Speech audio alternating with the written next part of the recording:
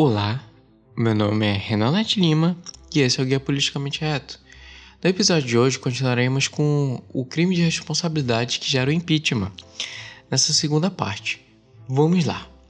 Mas antes compartilhe, dê like e inscreva-se e acione as notificações. Vamos ler aqui. Compete primeiramente ao Senado Federal processar e julgar os ministros do Supremo Tribunal Federal, os membros do Conselho Nacional de Justiça e do Conselho Nacional do Ministério Público, o Procurador-Geral da República e o Advogado-Geral da União nos crimes de responsabilidade. Aí a lei do crime de responsabilidade já nos fala o seguinte no artigo 41.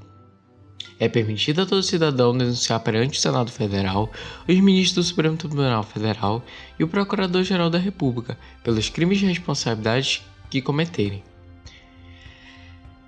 É adicionado aqui aqueles que estão no rol desse inciso segundo da Constituição Federal também. Essa denúncia ela não vai ser feita por um abaixo-assinado, e sim por uma denúncia embasada com provas. No seu artigo 39, ela determina o seguinte: são crimes de responsabilidade do ministro do Supremo Tribunal Federal alterar, por qualquer forma, exceto por via de recurso, a decisão ou voto já proferido em sessão do tribunal. Proferir julgamento, quando por lei, seja suspeito na causa. Exceder atividade política partidária. Ser patentemente desidioso no cumprimento de deveres de cargo. Proceder de modo incompatível com a honra, dignidade e decoro de suas funções. Artigo 39A também aqui.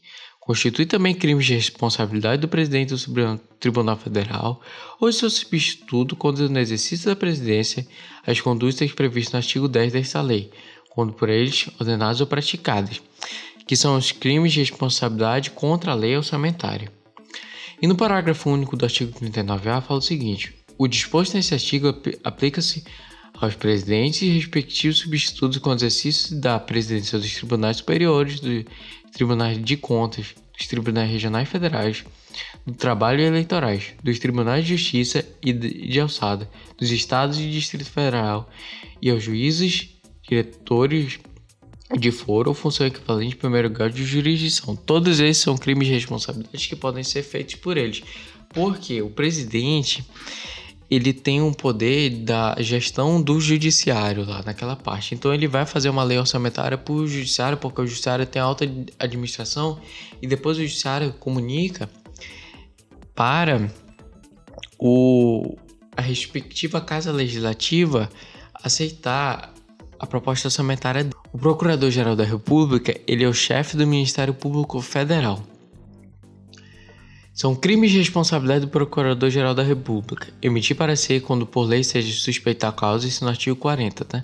Recusar-se a prática de ato que lhe incumba, ser patentemente desidioso no cumprimento de suas atribuições, proceder de modo incompatível com a dignidade e decoro do cargo.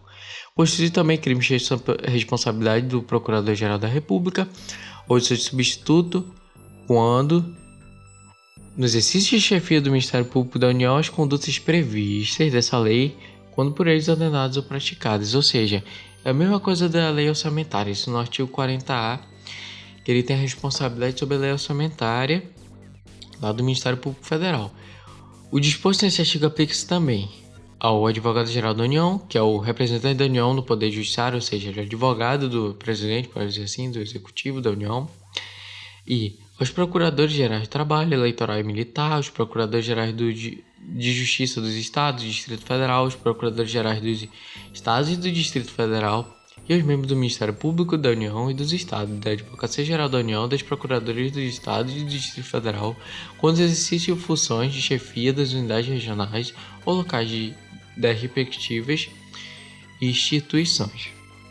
Ou seja, a mesma coisa acontece de crimes de responsabilidade para esses cidadãos. Aí recebida a denúncia, vai ter aquela comissão, aí vão ver se é procedente ou não, voto em 2/3. Aí então, o que acontece quando a decisão aceita a denúncia? Fica suspenso do exercício das suas funções até sentença final, fica sujeito à acusação criminal, perde a sentença, um terço dos vencimentos, até a sentença final, um terço dos vencimentos que lhe será pago no caso de absolvição. E ele é restituído também, se ele for absolvido.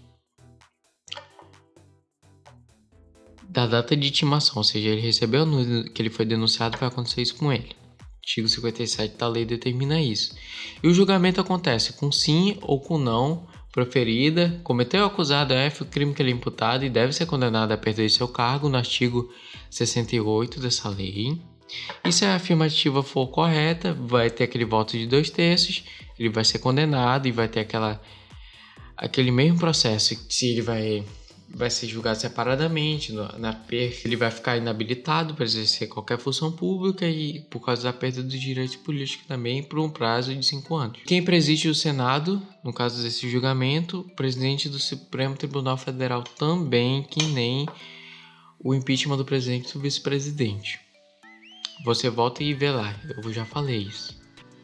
Isso aí, muito obrigado, até a próxima, curta, compartilhe, comente, dê sua opinião. É isso aí, siga e se inscreva no canal. Fui, até a próxima.